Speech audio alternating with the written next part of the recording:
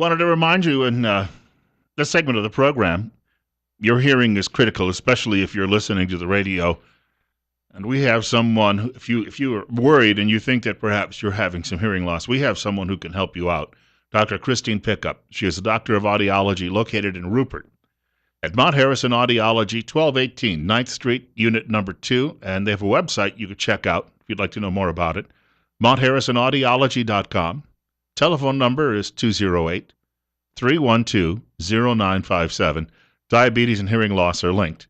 If you or a loved one struggles with diabetes control, it could also be affecting your hearing. The inner ear is incredibly sensitive to changes in your blood supply. High blood sugars can cause hearing changes. Be sure to have your hearing screened today.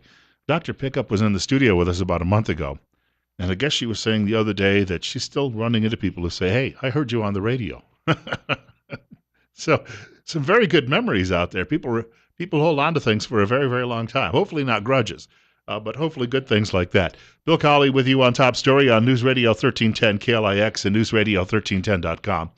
Coming up on 824, it's 50 at our studio. My sister is a school teacher. I think I've mentioned that before on the program. And she teaches in the New York State school system. For people out there who think she's working somewhere in the Bronx or Brooklyn or Manhattan, she works in a rural school. They may have 400 to 500 students, K through 12. And the community that she works in probably doesn't even have much more than 1,000 people. She works in a large county geographically, and they may have a population of 40,000, maybe 35 now with all of the people leaving the high-tax states. And she was a big fan of Common Core when it was first created. And then it got implemented. She has since done a 180. Well, I'll tell you something. Back in the year 2000, I went to visit her. She probably was the only person in my hometown who had a campaign sign for U.S. Senate candidate Hillary Clinton. And I wanted to say, I don't know you, but in the last 15 years, my sister's views about the world have greatly changed. Now that she actually can sit there and see what big government is attempting to do and how it impacts not only her job, but her students as well. Common Core right now is in trouble in Idaho. The Idaho Statesman has a very lengthy story about this. Big changes, the writer says, could be coming to Idaho's statewide achievement test for public schools. This week, the State Board of Education will consider whether to postpone for a year the graduation requirement for passing the test in language arts and math. That requirement takes effect with this year's 10th graders who take the exam in spring. They would have until their senior year, though, to pass the exam. The test has faced a litany, the writer says, of criticism from educators, such as its length, its purpose, and the wisdom of imperiling a student's graduation by making passage a necessity for a diploma. Thousands of Idaho 10th graders fell short, raising fears among school officials that districts could have to retool themselves into remediation factories to make certain that students can pass the exam by graduation, especially in math. Moreover, the writer says some districts question whether the test can do what it's designed to do, measure college readiness. The bottom line, the writer says, Idaho's high-stakes test can keep students who have demonstrated their ability to do college work from graduating, says Don Coberly, Boise School District Superintendent. And then there's a number of things here. It shares the fact that some of these exams take up to 8 hours. Look, when I was 16, 17 years old, if I had to sit down for a good 8 hours and just sit there and try and work on a test, we used to do our finals. They would herd us all into the gymnasium at the end of the school year, and they would put us all they'd carry all these desks down, and you'd sit in that great big old drafty gymnasium, or if the weather was hot, you'd sit in there in that sweltering gymnasium, and you'd have about 3 hours in the morning. You'd have a morning session to take a test.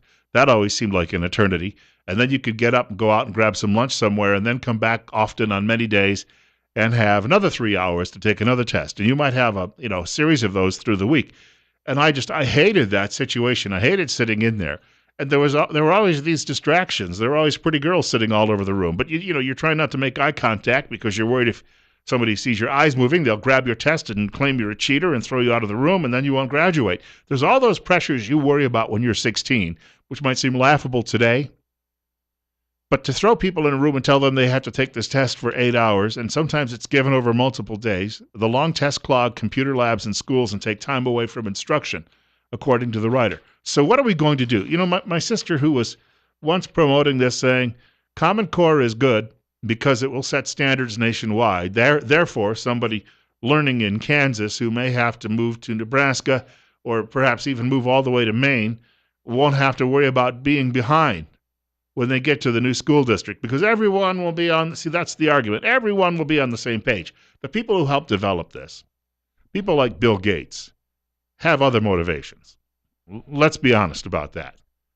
And a lot of people got on board with this in a lot of states saying, well, that sounds good. Even Bobby Jindal, the great governor of Louisiana.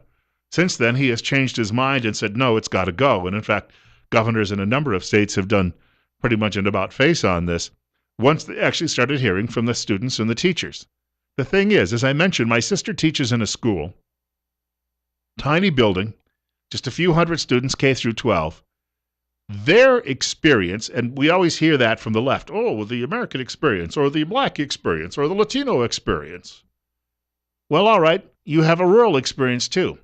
Her students, vastly different system, vastly different culture, vastly different needs in many cases than what someone might have in Boston or New York City or Washington or Los Angeles. We've got to start thinking again about how we address it on the local level. And mom and dad elect school boards. Well, some mom and dads elect school boards. But local people do that notion of local control, or we're supposed to elect people who reflect the community's concerns and the community's needs. And maybe if you are some high roller living in Manhattan in some high rise, you want your student to go on and be a corporate raider, your children, and so perhaps there are certain elements that you want them to learn, certain things you think that they should be taught. But if you're somebody who's living, I don't know, in the high desert of Idaho, and there's a lot of openings for people to do welding because of all of the farm industry in this area, you have an entirely different set of goals for your child.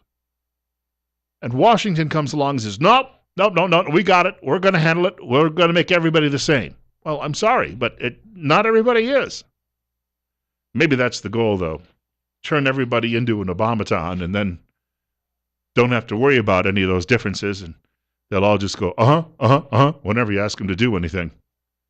8:30, Bill Colley with you on Top Story on News Radio 1310. You know, water them a couple of times a day and make them completely dependent on the government.